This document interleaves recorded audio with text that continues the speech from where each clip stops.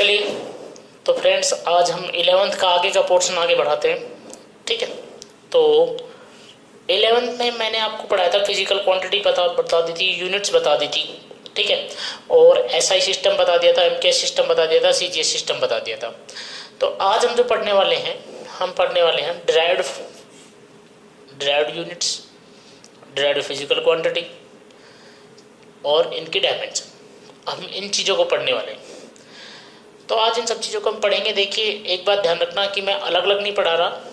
Generally क्या किया जाता है कि डिराइव्ड यूनिट को अलग पढ़ाया जाता है, डिराइव्ड फिजिकल क्वांटिटी को अलग पढ़ाया जाता है और डायमेंशन को अलग।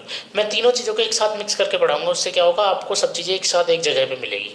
तो आपको बार बार बहुत सारे पेज, मैंने पहले भी कहा कि हमें पेज नहीं भरना, हमें दिमाग भरना है। ठीक है, हमें रजिस्टर नहीं भरने, हमें दिमाग को भरना है। तो हम सब वही करने वाले हैं। चलिए, तो स्टार्ट करते हैं। पहले हम पढ़ते हैं फिजिकल क्वांटिटी होती क्या है, सॉरी डायमेंशन होती क्या है, डायमेंशन होती क्या है। तो हम डायमेंशन को समझने वाले हैं, हम विमाओं को समझने वाले हैं। तो देखिए डायमेंशन क्या है। एक बात सुनिए,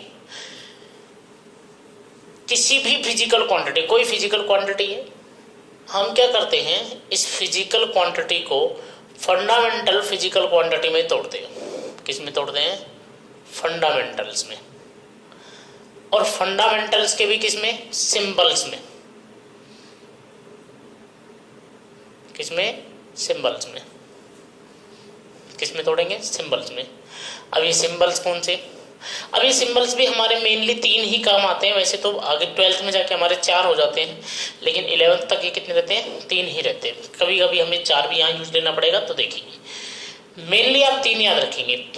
मास के लिए आता है m, लेंथ के लिए आता है l और टाइम के लिए आता है t।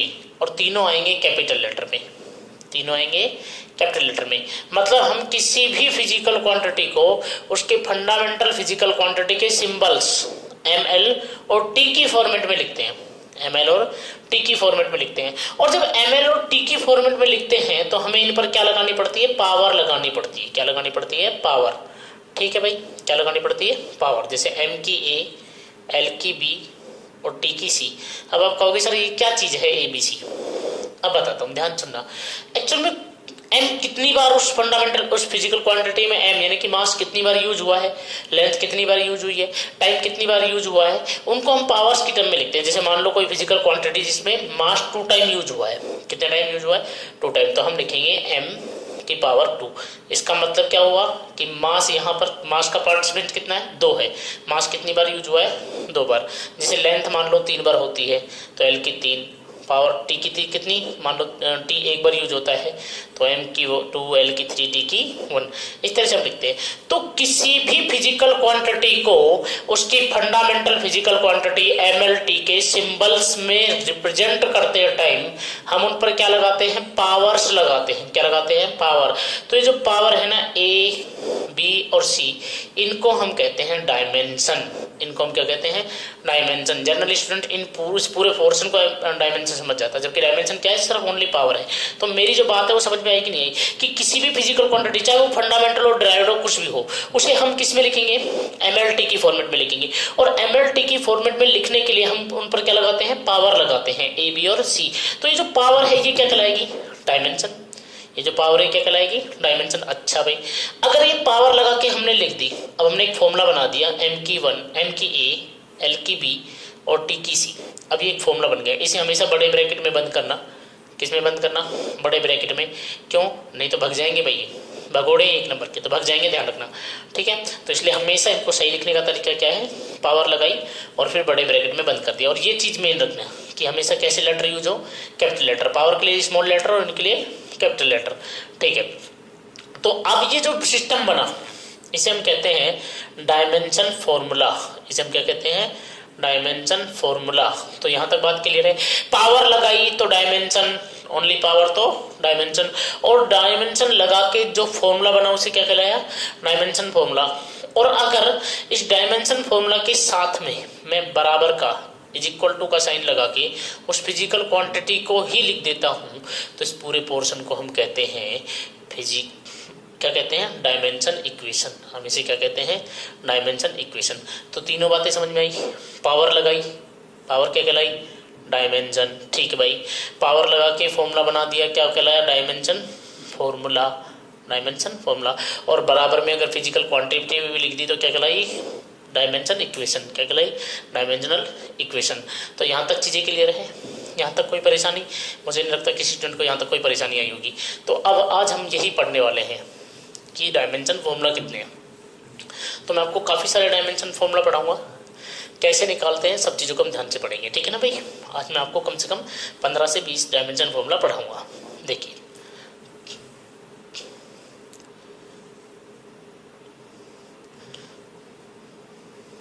एक टेबल बना लेंगे अपनी कॉपी में और यहाँ पर आएगा सीरियल नंबर।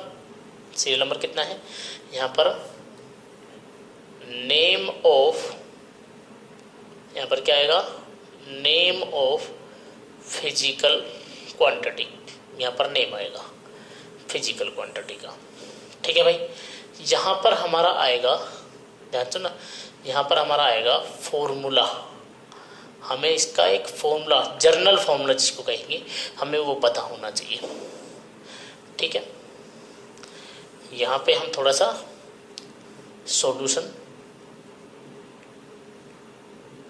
यहाँ पर हम क्या करेंगे? थोड़ा सा उसका सॉल्यूशन कैसे कैसे कर सकते हैं, फॉर्मूले को कैसे हम निकालेंगे। ठीक है भाई? यहाँ पर हमारा सॉल्यूशन, ध्यान रखना सॉल्यूशन वाले को आप सबसे बड़ा बनाएंगे। सॉल्यूशन वाले को आप क्या बनाएंगे? सबसे बड़ा बनाएंगे। फॉर्मूले को बेशक आप छोटा कर लें। ठीक है? इसके बाद यहाँ पर आपका आएगा डायमेंशन फॉर्मूला। मैंने डीएफ लिखा है, आप समझ जाना कि डायमेंशन फॉर्मूला क्या आएगा यहाँ पर? Dimension formula. ठीक है? अच्छा, यहाँ पर क्या आएगी? यहाँ पर आएगी हमारी यूनिट। ठीक है? और यहाँ पर हमारी आएगी एसआई यूनिट। अब देखिए, इसे एसआई क्यों कहा है, इसका रीजन भी समझिए। स्पेशल आइडेंटिफिकेशन, हम कुछ कुछ फिजिकल क्वांटिटी को अपना एक अलग आधार कार्ड दे देंगे। स्पेशल, उनकी यूनिट को क्या दे देंगे? Special Aadhaar card, special identification. SI unit का मतलब ही ये होता है एक्चुअल में तो कि स्पेशल आइडेंटिफिकेशन, हम उसको कुछ स्पेशल। वैसे तो क्या होता है, ये मेरा ट्रिक है एक तरह से, मेरी ट्रिक समझे कि एसआई मतलब स्पेशल आइडेंटिफिकेशन। वैसे तो एसआई का मतलब क्या था, हमने बताया था कि इंटरनेशनल यूनिट सिस्टम, लेकिन हम क्या कहेंगे? Special identification. यूनिट को स्पेशल आइडेंटिटी देंगे हम। ठीक है? यानी कि अपना एक अलग आधार कार्ड देंगे। तो स्टार्ट करते हैं। सबसे पहले देखिए, पहले तो तीन तो तुम्हें फिक्स ही है। पहली कौन है? मास, स्मॉल एम। फॉर्मूला कुछ नहीं, सॉल्यूशन की कोई जरूरत नहीं है। एम कितनी बार यूज हो रहा है मास में? एक बार मास आ रहा है तो एम की 1। ठीक है भाई? यूनिट क्या हो जाएगी? KG, unit kilogram. उसके बाद दूसरे नंबर पे है लेंथ।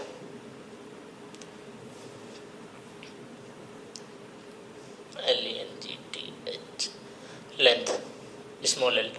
कोई फॉर्मूला नहीं, क्या आएगा? एल की 1, यूनिट आ जाएगी मीटर। उसके बाद नंबर थर्ड पर कौन आएगा? टाइम। ये तीन तो फिक्स ही है भाई। टी की 1, कितना? टी की 1 और सेकंड। अब कुछ छोटी मोटी बातें मैं आपको बता रहा हूँ, कुछ छोटी मोटी डायमेंशन बता रहा हूँ, ध्यान से सुनते चलेंगे। नंबर 4 पर मैं ले रहा हूँ डिस्टेंस। क्या ले रहे हैं? डिस्टेंस। ठीक है? डी से लिख रहा हूँ, स्मॉल डी से। फॉर्मूला कुछ नहीं, डिस्टेंस आप लोग जानते ही हो। लेंथ है डिस्टेंस में, अरे लेंथ ही तो कवर करेंगे कुछ ना कुछ, तो एल की 1 यूनिट मीटर। उसके बाद नंबर 5 डिस्प्लेसमेंट। डिस्प्लेसमेंट एक्स से रिप्रेजेंट कर रहा हूँ। ठीक है? क्या है? डिस्प्लेसमेंट। एक्स से रिप्रेजेंट कर रहा हूँ, कोई फॉर्मूला नहीं, सेम डायमेंशन सेम यूनिट। उसके बाद नंबर 6 रेडियस। रेडियस, ठीक है? कोई फॉर्मूला नहीं, सेम सेम। ठीक। अब है नंबर 7 पर हमारा, देखिए मैं कहता हूं कि एरिया, ए से रिप्रेजेंट करते हैं। एरिया का फॉर्मूला क्या होता है? देखिए, लेंथ इंटू विड्थ, यही तो होता है। अरे लेंथ इंटू विड्थ, ठीक है भाई। सॉल्यूशन में बात करें, लेंथ में एल कितनी बार आ रहा है? एक बार, और लेंथ में एल कितनी बार आ रहा है, एक बार, यानी कि लेंथ एक बार आएगी, और विड्थ भी तो लेंथ ही है, दोनों को मेजर तो मीटर में करेंगे ना, स्केल लेके तो करना पड़ेगा। तो कितना एल कितनी बार हो गया भाई, 2 बार, तो एल की 2, और यूनिट क्या हो जाएगी, मीटर का स्क्वायर। इसी तरह से मैं बात करूं नंबर 8 पर, वॉल्यूम V से रिप्रेजेंट करें, क्या होगा, L into b into h, L into b into कितना h, length into width into height. तो क्या होगा, लेंथ के लिए L एक बार, विड्थ के लिए एक बार, और हाइट के लिए भी एक बार। L कितनी बार यूज हो गया, 3 बार, तो L की पावर कितनी आ गई, 3, यूनिट क्या होगी, मीटर क्यूब, यूनिट क्या होगी, मीटर क्यूब। नंबर 9 पे बात करें तो देखिए यहाँ तक कोई परेशानी नहीं है। डेंसिटी जनरली रो से रिप्रेजेंट करते हैं। ये क्या होता है डेंसिटी, तो डेंसिटी का फॉर्मूला होता है mass upon volume, mass upon volume. मुझे बताइए मास में क्या आता था, m एक बार, और वॉल्यूम में l कितनी बार आता था, 1 2 और 3, 1 2 और 3। तो बोलिए यहाँ क्या आएगा, m की 1। मुझे एक बात बताओ, आप लोग सबको समान नज़र से देखते हो कि अलग अलग नज़र से देखते हो, सबको समान नज़र से देखते हो ना। तो ये नीचे ऊपर है m की 1, तो ये भी l भी क्या जाना चाहिए, ऊपर ही जाना चाहिए। इसको भी हम ऊपर लेके जाएंगे, सबको हम नीचे किसी को नहीं रखेंगे, हम सबको कहाँ ले जाएंगे, ऊपर। हम सबको समान नज़र सकते हैं, सबको बराबर बराबर। तो जब ये ऊपर जाएगा तो पावर किस में जाएगी, माइनस में। l कितनी बार है, 3 बार है, l कितनी बार है, 3 बार। तो ऊपर जाएगा तो l किस में हो जाएगा, माइनस में। तो m की 1 और l की -3। अब यूनिट यहीं से निकालो आप लोग, m की 1 मतलब किलोग्राम, और l की 3 मतलब मीटर की क्यूब। तो क्या जाएगा, केजी पर मीटर क्यूब। इसके बाद नंबर 10 पर अगर हम बात करें, नंबर 10 पर, अच्छा कई लोग मुझसे यहाँ पे कहेंगे कि सर आपने ऐसा ही क्यों लिया, l इंटू बी क्यों लिया, पाई आर स्क्वायर क्यों नहीं लिया। हो सकता है सर्किल का हो सकता है सर्किल का हो। तो भाई अगर मैं यहाँ पाई आर स्क्वायर भी लेता तो पाई तो कांस्टेंट है, इसकी वैल्यू तो फिक्स होती है 3.14। मेजर करते हो क्या तुम पाई को, अरे फिजिकल क्वांटिटी किसको कहते हैं, डायमेंशन किसकी होती है, फिजिकल क्वांटिटी की। और फिजिकल क्वांटिटी क्या होती है, जिनको मेजर कर सकते हैं। बताओ पाई को कौन मेजर करेगा, पाई की वैल्यू फिक्स है कि नहीं है, 3.14। तुम बता दो किससे मेजर करोगे, कौन सा स्केल, कौन सा इंस्ट्रूमेंट, क्या यूज करोगे। मेजर करते हो क्या, नहीं। मान लो जैसे 2 है, 2 को तुम मेजर करते हो क्या, कि 2 क्यों मेजर करके लिखेंगे। अगर सर आपने 2 बड़ा बना दिया तो सर ये तो 2 तो बड़ा बन गया, तो ये तो 3 के बराबर हो जाएगा। ऐसा तो नहीं है ना, चाहे बड़ा बनाऊं चाहे छोटा बनाऊं, सब है तो वही ना। तो ऐसे ही पाई की वैल्यू भी फिक्स है कि नहीं है, पाई की वैल्यू कितनी, 3.14। तो पाई को तो मेजर करेंगे नहीं, तो फिर डायमेंशन सिर्फ किसकी निकलेगी, आर स्क्वायर की, यानी कि रेडियस के स्क्वायर की। अब याद करो रेडियस कहाँ था, मैंने पढ़ाया रेडियस, पढ़ाया नहीं पढ़ाया, रेडियस। बोलिए अब एक बात बताइए, रेडियस के लिए कितनी होती थी, l की 1। अब r का स्क्वायर है, आर का स्क्वायर, आर की जगह लिखा l और इस पर स्क्वायर लगाया तो कितने होगी, l की पावर 2 होगी कि नहीं होगी। वापस वही आया कि नहीं आया। तो कोई भी लो, कोई भी, आप कहो नहीं सर सिलेंडर का लो, क्या होता है 2 पाई आर एल, बिल्कुल लो, 2 पाई का कोई लेने देना नहीं है। आर रेडियस है, इसके लिए कितना आएगा, एल एक बार आएगा। लेंथ के लिए भी एल कितनी बार आएगा, एक बार, एक और एक कितनी हो गई, 2। एल की पावर 2 होगी कि नहीं होगी, बोलो बात समझ में आई। तो कोई भी हो एरिया, हर एक के लिए क्या आएगा, एल की 2। वॉल्यूम कोई भी हो, हर बार क्या आएगा, एल की पावर 3।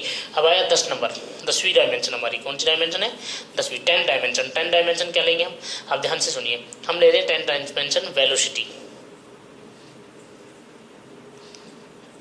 क्या ले रहे हैं, वेलोसिटी, ठीक है। जनरली स्मॉल वी से रिप्रेजेंट करते थे। तो क्या होगा वेलोसिटी का, बोलिए। वेलोसिटी होती है displacement upon time, displacement upon time. Displacement के लिए एल कितनी बार आता है, एक बार। टाइम के लिए कितनी बार आता है, टी की एक बार। तो मैंने क्या कहा कि सबको समान नज़र से देखते हैं, तो एल कहाँ रहेगा, ऊपर। तो टी भी कहाँ आएगा, ऊपर। तो ऊपर आएगा तो किस में हो जाएगा, माइनस में। तो टी की एल की 1 और टी की -1। अच्छा यूनिट यहीं से निकालो, एल के लिए क्या आएगा रे, मीटर, और टाइम के लिए क्या आएगा, सेकंड। तो मीटर पर सेकंड। तो यहाँ तक आपको चीज़ें क्लियर है कि नहीं। मैंने आपको 10 डायमेंशन पढ़ाई, क्या बातें क्लियर है, बोलो समझ में आई कि नहीं आई। हाँ भाई समझ में आई कि नहीं आई। बोलिए। चलिए, समझ में आई है तो मुझे कमेंट करके बता देना, कहीं दिक्कत हो तो मुझे फिर से बता देना, कमेंट में लिख देना जो कुछ भी समस्या हो। और एक तुम लोग वीडियो को भैया शेयर नहीं कर रहे हो, बहुत कम स्टूडेंट के पास पहुंच पा रही है वीडियो, तो वीडियो को शेयर करो ज़्यादा से ज़्यादा, ठीक है, ताकि सभी लोग इसको पढ़ सके आराम से। कोई समस्या नहीं है, जैसे जैसे अब चैप्टर आगे बढ़ेगा वैसे वैसे आपका इंटरेस्ट भी बढ़ेगा और मेरे पढ़ाने का मज़ा भी बढ़ेगा, ठीक है। तो चलिए अच्छे से देखते चलिए अब आगे की डायमेंशन। अब नंबर 11 लेते हैं, फिर 12, 15 तक मैं आपको आज पढ़ा देता हूँ, ठीक है। चलिए तो देखिए 11 नंबर, मैं कहता हूँ कि सर मुझे तो स्पीड पढ़ा दो। अब स्पीड के लिए वही वी यूज होता है, बस हम इसके लिए चलो वी यूज लेते हैं स्पीड के लिए भी, वो वेक्टर थे इसके लिए, इसके हम चर्चा बाद में करेंगे, हम अभी इस पे बात नहीं करते, बस समझो दोनों का फॉर्मूला सेम ही होता है। इसमें क्या जाएगा डिस्टेंस, वहाँ क्या था डिस्प्लेसमेंट, और यहाँ क्या है डिस्टेंस, दोनों की डायमेंशन सेम ही होती है, कोई कष्ट वाली बात नहीं है, ठीक है। तो क्या आ रहा है डिस्टेंस आ रहा है, ठीक है। तो डिस्टेंस के लिए एल कितनी बार होता है एक बार, और टाइम कितनी बार एक बार, तो यहाँ पर आकर के डायमेंशन क्या हो जाएगी तुम ही बता दो मुझे, बताओ क्या होगी, अरे क्या होगी भाई बताओ, एल की 1 और टी की -1, यूनिट बता दो क्या आएगी, मीटर पर सेकेंड, मीटर पर सेकेंड। चलिए अगली हमारी है नंबर 12, अब नंबर 12 पे देखिए, हम ले लें नंबर 12 पर अगली डायमेंशन जिसको हम कहते हैं एक्सेलरेशन। क्या ले रहे हैं एक्सेलरेशन, स्मॉल ए से रिप्रेजेंट करते हैं, ठीक है। किससे रिप्रेजेंट करते हैं स्मॉल ए से। ये क्या होता है सर, ये होता है वेलोसिटी अपॉन टाइम, यानी कि rate of change in velocity. ये आपने पहले भी पढ़ रखा होगा, देखो जो फिजिकल क्वांटिटी अब तक हमने पढ़ रखी है उसके बारे में, यानी कि हमने 9-10 तक पढ़ रखी है, उसके बारे में मैं कोई डिस्कशन नहीं कर रहा हूँ कि क्या चीज़ क्या है। जब नई फिजिकल क्वांटिटी आएंगी तो उनके बारे में बताऊंगा कि ये फिजिकल क्वांटिटी ये है इसलिए आती है इसलिए होती है, ठीक है। तो इसके बारे में अभी से डिस्कस नहीं कर रहा। अच्छा मुझे बताइए वेलोसिटी के लिए क्या होता था सर, याद है हमें वेलोसिटी के लिए एल ऊपर होता था टी नीचे होता था, अब क्या नीचे एक और टी आएगा, बिल्कुल आएगा सर क्योंकि टाइम एक बार और आ गया। वेलोसिटी के लिए क्या लिखा एल अपॉन टी, और टाइम के लिए एक बार और टी, तो बोलिए क्या होगा, सबको समान नज़र से देखते हैं, चलिए देखना शुरू करिए। एल की 1 और टी कितनी बार है 2 बार, ऊपर जाएगा किस में हो जाएगा -2, तो बोलिए क्या आएगा, यूनिट क्या आएगी मीटर पर सेकेंड स्क्वायर। उसके बाद नंबर 13 है रिटार्डेशन।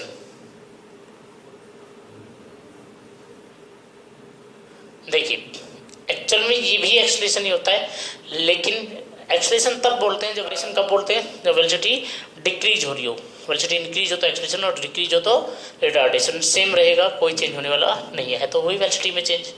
चलिए उसके बाद नंबर 14 में बात करें तो ये है फोर्स F। देखिए फोर्स का फॉर्मूला है फादर बराबर माँ, ठीक है। बाप और माँ बराबर होते कि नहीं होते, होते ना, वही है। तो F बराबर ma, m क्या होता है रे मास, और a क्या होता है एक्सेलरेशन। तो बोलो m में कितना आएगा सर, m में तो m एक बार ही आता है, एक्सेलरेशन में सर आपने बताया अभी तो कि L ऊपर और 2 बार t नीचे, तो क्या आएगा बोलिए m की 1 L की 1 और t की -2, m की 1 L की 1 t की -2, यूनिट यहीं से निकालिए। m किलोग्राम है सर, L मीटर है और नीचे t की -2 मतलब सेकंड का स्क्वायर, तो यूनिट क्या होगी केजी मीटर पर सेकंड स्क्वायर। लेकिन फोर्स को डिस्कवर किया था न्यूटन भाई साहब ने, तो इसके लिए हमने अलग आधार कार्ड दे दिया, अलग स्पेशल आइडेंटिफिकेशन दे दी, न्यूटन। क्या दे दिया न्यूटन, ठीक है, आगे ना ऐसा यूनिट न्यूटन। और नंबर 15, अभी मैं वैसे फोर्स पे डिस्कस करूंगा, काफ़ी लंबा चौड़ा डिस्कस करूंगा फोर्स क्या है, ठीक है। तो अभी जैसे हम फिजिकल क्वांटिटी पढ़ लेंगे तो उनमें फिर हम फोर्स पे डिस्कशन करेंगे कि फोर्स क्या चीज़ है। चलिए नंबर 15 की फिजिकल क्वांटिटी हम कर रहे हैं वर्क W। क्या होता है, वैसे तो डॉट प्रोडक्ट होता है फोर्स और डिस्प्लेसमेंट का, लेकिन अभी आप डॉट प्रोडक्ट नहीं जानते तो आप सिर्फ इतना समझें कि फोर्स और डिस्प्लेसमेंट का प्रोडक्ट, यानी कि W बराबर होता है F into x. F into x, x क्या है डिस्प्लेसमेंट, F क्या है फोर्स।